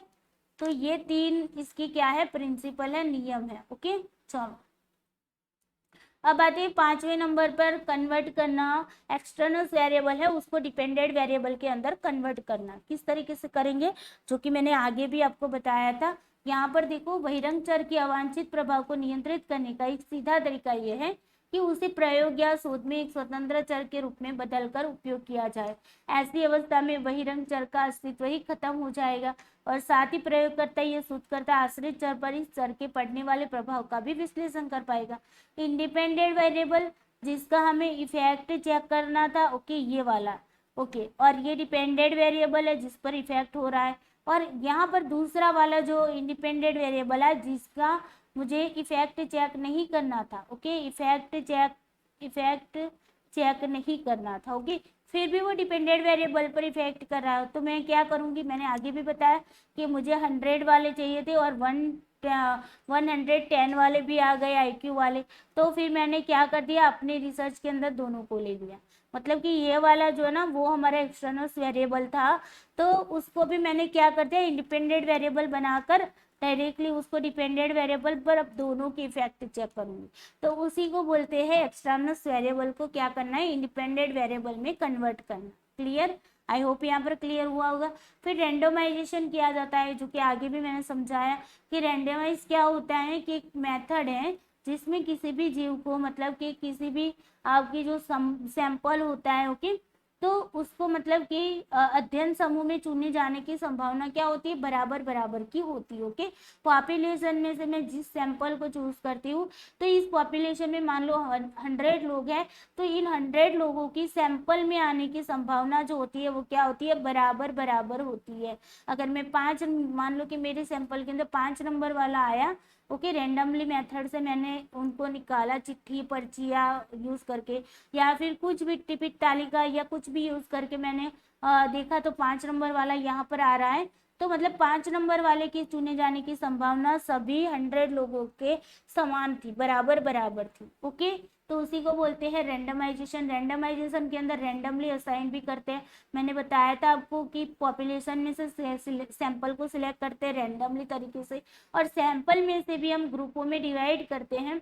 ओके, अवस्था है, जो भी हमारी अवस्थाएं बनती है उसी के बेस पर, तो वो भी हम रेंडमली यूज करते हैं, उसी को बोलते हैं randomly assign. Okay, clear? I hope randomisation भी क्लियर हो गया होगा, क्योंकि इस तरीके के क्वेश्चन आपको पूछे जाते हैं थियरी बेस। ओके, चलिए अब आते हैं थर्ड नंबर वाला था हमारा। देखो हमने मैक्सिमाइज भी कर दिया, एक्सटर्नल वेरिएबल है उसको कंट्रोल भी करना सीख लिया, और अब आते हैं एरर वेरिएंस जो आती है, तो उसको किस तरीके से मिनिमाइज किया जाता है, मतलब कि उसको किस तरीके से कम किया जाता है। ओके, तो एरर वेरिएंस वैसे वेरिएंस को कहा जाता है जो प्रयोग या शोध में वैसे कारकों से उत्पन्न होते हैं जो प्रयोगकर्ता या शोधकर्ता के नियंत्रण से सामान्यतः बाहर है। मतलब रिसर्चर जिनको कंट्रोल करना चाहते हैं उसकी सामान्यतः बाहर होते हैं, मतलब उसी को बोलते हैं एरर वेरिएंस। ओके, अब उसके अंदर जो भी फैक्टर्स होते हैं वो के 2 तरह के फैक्टर्स आपको देखने को मिलेंगे। ओके, एक तो होता है इंडिविजुअल डिफरेंस वाले फैक्टर्स होते हैं,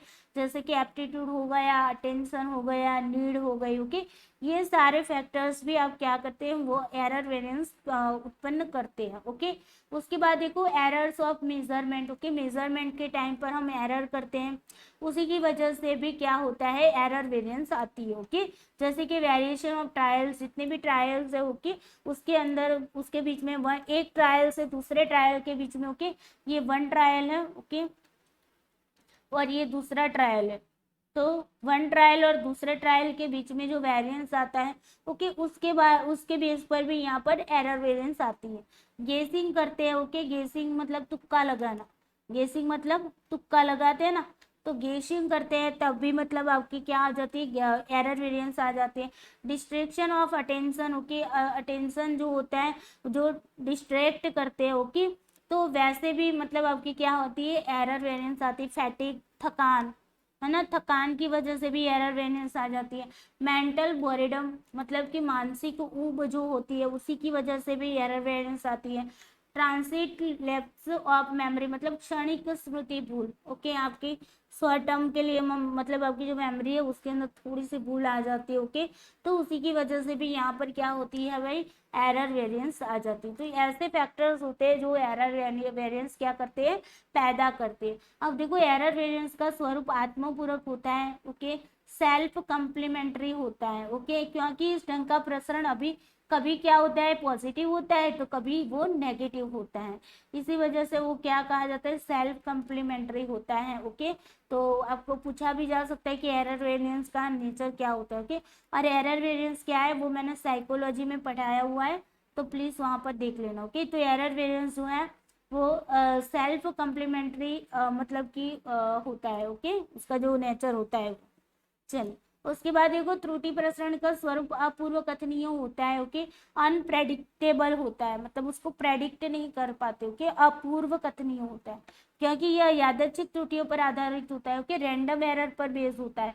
तो यहाँ पर भी पूछा जा सकता है कि एरर वेरिएंस का जो नेचर होता है वो किस पर आधारित होता है, तो एरर रैंडम एरर पर आधारित होता है। ओके, अपूर्व कथनीय से तात्पर्य क्या होता है कि प्रयोगकर्ता यह नहीं पहले से बतला सकता कि अमुक प्रयास में त्रुटि की दिशा धनात्मक होगी या ऋणात्मक होगी। ओके, अपूर्व कथनीय का अनप्रेडिक्टेबल का मतलब क्या होता है कि जो भी रिसर्चर है, ओके, जो एक्सपेरिमेंट कर रहा है वो पहले से नहीं बता पाता है कि भाई जो भी अमुक ट्राई के बाद मतलब कि जो एरर आएगी वो उसकी दिशा वो पॉजिटिव होगी या नेगेटिव होगी। ओके, त्रुटि प्रसरण को कम करने का सबसे उत्तम तरीका है कि प्रयोग या शोध काफी नियंत्रित अवस्था में किया जाए। ओके, हम कंट्रोल कंडीशन के अंदर अगर एक्सपेरिमेंट करेंगे तो मतलब कि एरर वेरिएंस आने के चांसेस बहुत ही कम है। ओके, ताकि प्रयोगात्मक परिस्थिति में प्रसरण उत्पन्न करने वाले कारक अपने आप ही काफी दबे रहे।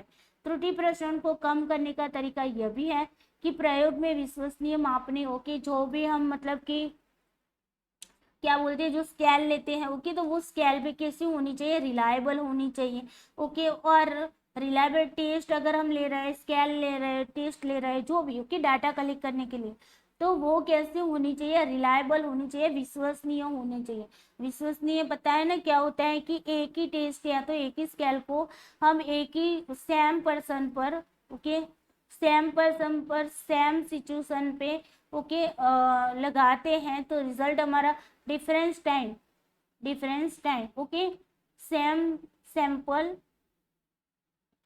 Same test, okay, same test same sample पर लगाते हैं डिफरेंट टाइम पर, तो हमारा रिजल्ट जो मिलेगा वो रिजल्ट क्या मिलेगा, रिजल्ट मिलेगा सेम, रिजल्ट क्या मिलेगा, सेम रिजल्ट मिलेगा। उसी को बोलते हैं रिलायबल। ओके, अब देखो, अगर मापनी या परीक्षण विश्वसनीय होंगे तो उनसे मिले प्राप्तांक में यादृच्छिक उतार चढ़ाव भी नहीं होगा। ओके, अगर आपके स्केल या जो टेस्ट है वो अगर रिलायबल हो गए तो उससे जो भी आंकड़े आपको मिलेंगे, स्कोर मिलेंगे, उसके अंदर जो रैंडमली जो उतार चढ़ाव होंगे वो भी नहीं होंगे। ओके, तब स्वभावतः त्रुटि प्रसरण कम से कम हो जाएगा, एरर वेरिएंस है ना, वो सबसे कम हो जाएगा। ओके, हम ये तो नहीं कह सकते कि एरर वेरिएंस नहीं आएगा, एरर वेरिएंस तो आता ही है, लेकिन उसको हम मतलब कम करने की कोशिश की जाती है। ओके, और हम अज्यूम करके चलते हैं कि हमारा जो एरर वेरिएंस है, ओके, वो मतलब कि उसका जो मीन आता है वो 0 आता है। ओके, ये सारी बातें मैंने आपको साइकोलॉजिकल टेस्टिंग, जो साइकोलॉजी की मेरी यूट्यूब चैनल है वहीं पर पढ़ाई हुई थी। ओके, इसी वजह से मैं ये सारे उसके रिलेटेड वीडियो भी वहां पर डालती थी ग्रुप के अंदर, टेलीग्राम चैनल के अंदर, ताकि आपको पता चले, लेकिन बहुत सारे बच्चों ने उसको इग्नोर कर दिया था। ओके, चलिए, खैर कोई बात नहीं। अब आगे देखते हैं experimental types of types of research design की बात करते हैं। ओके, ये सारी चीजें हमने देख ली कि क्या पर्पस रहा है रिसर्च डिजाइन का। ओके, अब आते हैं उसके टाइप्स के बारे में। अब ये टाइप्स मैंने आपको सारे के सारे कहाँ पर पढ़ा है, रिसर्च के टाइप्स में। Okay, types of research. Okay, research के टाइप्स के अंदर मैंने रिसर्च डिजाइन के टाइप्स आपको पढ़ाए हुए हैं, इसी वजह से यहाँ पर दोबारा से नहीं पढ़ाती हूँ, सिर्फ उसके नाम आपको याद करवा रही हूँ ताकि आपके दिमाग में बैठ जाए। अब देखो, एक्सपेरिमेंटल रिसर्च डिजाइन जो होती है ना, वो किसको हम कहेंगे कि एक्सपेरिमेंटल रिसर्च डिजाइन है, तो जहाँ पर जो सब्जेक्ट होते हैं जिसको हम सैंपल के लिए लेते हैं ना, तो वो सब्जेक्ट्स रैंडमली सिलेक्ट किए जाते हैं, उसको ग्रुपों में डिवाइड करते हैं, तो वो भी रैंडम असाइनमेंट करके किया जाता है। ओके, और कंडीशन भी होती है, वो एक्सपेरिमेंटल कंडीशन होती है, प्रयोगात्मक परिस्थिति होती है, तो उसी ही हम वैसे जो भी रिसर्च होंगे उसी को एक्सपेरिमेंटल रिसर्च किया कहा जाता है, और उसके अंदर जो डिजाइन बनाते हैं उसी को एक्सपेरिमेंटल रिसर्च डिजाइन कहते हैं। क्लियर? और नॉन एक्सपेरिमेंटल में क्या आएगा, जो भी एक्सपेरिमेंटल में जो नहीं आते हैं ना, एक्सपेरिमेंटल में, ओके, एक्सपेरिमेंटल रिसर्च डिजाइन के अंदर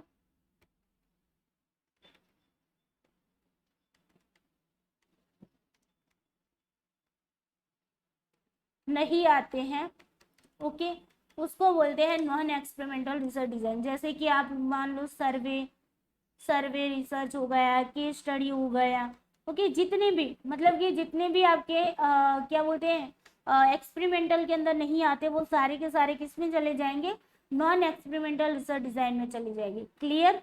यहाँ तक? चले, मैं एक्सपेरिमेंटल रिसर्च डिजाइन के नाम आपको याद दिलवा देती हूँ ताकि आपको पता चल जाए। और हाँ, इसका जो मतलब वीडियो है, आई थिंक मुझे लगता है क्लास आई थिंक 16 और 17, ओके, ये दोनों क्लास थी उसके अंदर। ओके, ये एक्सपेरिमेंटल रिसर्च डिजाइन की, तो वो क्लास आप देख लेना रिसर्च की। न्यू सिलेबस में जाना, ओके, न्यू सिलेबस में करवाइए क्लास नंबर 16 एंड 17। चले, अब देखो types of experimental research design, ये वाला आपको याद आया, ये वाला मैंने समझाया था। देखो उसके अंदर pre experimental research design, quasi experimental research design and true experimental research design. तो यहाँ पर मैंने क्या कहा था कि ट्रू एक्सपेरिमेंटल रिसर्च डिजाइन होती है वो 100% एक्सपेरिमेंटल रिसर्च डिजाइन कहलाती है, और ये दोनों जो है ना क्वासी और प्री एक्सपेरिमेंटल, उसको हम एक्सपेरिमेंटल रिसर्च डिजाइन में भी रखते हैं और नॉन एक्सपेरिमेंटल में भी रखते हैं। ओके, तो ये भी आपको याद रखना है, ये नॉन एक्सपेरिमेंटल का हिस्सा ज़्यादा है, बिकॉज यहाँ पर मतलब कि रैंडमली असाइन नहीं किया जाता है, रैंडमली सिलेक्शन नहीं होता है। ओके, और एक्सपेरिमेंटल रिसर्च डिजाइन का मेन क्या होता है कि रैंडमाइजेशन किया जाता है, सैंपल को जो भी लेते हैं तो रैंडमली सिलेक्ट करते हैं, और जो भी ग्रुपों में बांटते ना वो भी रैंडमली असाइन करके हम उसको ग्रुपों में बांटते हैं। ओके, ये उसकी मतलब प्योर, हम इसको प्योर भी बोल सकते हैं, प्योर एक्सपेरिमेंटल रिसर्च डिजाइन भी बोल सकते हैं। क्लियर, या तो फिर हिंदी में बोले तो पूर्ण प्रायोगिक शोध डिजाइन। ओके, और यहाँ पर प्री होती है तो पूर्व प्रायोगिक। ओके, और क्वासी में क्या आएगी आपकी अर्धपूर्ण। ओके, अर्ध प्रायोगिक बोली जाती है, या अर्धपूर्ण बोली जाती है। ओके, तो इस तरीके से आपको याद रखना है, ये दोनों के दोनों नॉन एक्सपेरिमेंटल में आएगी। ओके, लेकिन फिर भी हम एक्सपेरिमेंट करते हैं, इसी वजह से एक्सपेरिमेंटल में भी बोलते हैं, लेकिन ज्यादातर हिस्सा किसका माना जाता है, नॉन एक्सपेरिमेंटल का माना जाता है। ओके, उसके अंदर हमने one shot case study research design देखी थी, one group pre test post test research design देखी थी, स्टैटिक ग्रुप कंपैरिजन देखी थी प्री एक्सपेरिमेंटल के अंदर। क्वासी में क्या देखा था, interrupted time series design, equivalent time sample design, non equivalent control group design, counter balancing design. देखो मैंने बताया था ना कि काउंटर बैलेंस, सारे वर्ड्स मैंने यहाँ पर समझाए हुए थे। ओके, लेकिन फिर भी मैंने अगेन समझाया, separate sample pre test post test design. उसके बाद यहाँ पर ट्रू एक्सपेरिमेंटल में आपकी 6 डिजाइन आती है, randomize post test only control group design, pre test post test control design. Okay, randomize factorial design और randomize one way ANOVA design, randomize block one way ANOVA design and Solomon randomize four group design. ये सारी की सारी मैंने आपको करवाई हुई है, इसीलिए यहाँ पर इस वीडियो में नहीं करवा रही हूँ ताकि आपका टाइम बच जाए। ओके, अगेन आपको क्लास नंबर 16, ओके, क्लास में जिन बच्चों ने नहीं देखी है उनके लिए क्लास नंबर 16 एंड 17, ये दोनों क्लास लगा लेना आप लोग। ओके, ताकि ये जो रिसर्च डिजाइन है वो आपको क्लियर हो जाए। ओके, तो चलिए दोस्तों, आई होप आपको रिसर्च डिजाइन अच्छे से समझ में आई होगी, और वीडियो अच्छा लगा हो तो वीडियो को लाइक करते जाना है, अपने दोस्तों को शेयर करना नहीं भूलना है, एंड इस चैनल को सब्सक्राइब करना भी नहीं भूलना है। ओके, तो bye bye, take care you, सबको जय श्री कृष्ण।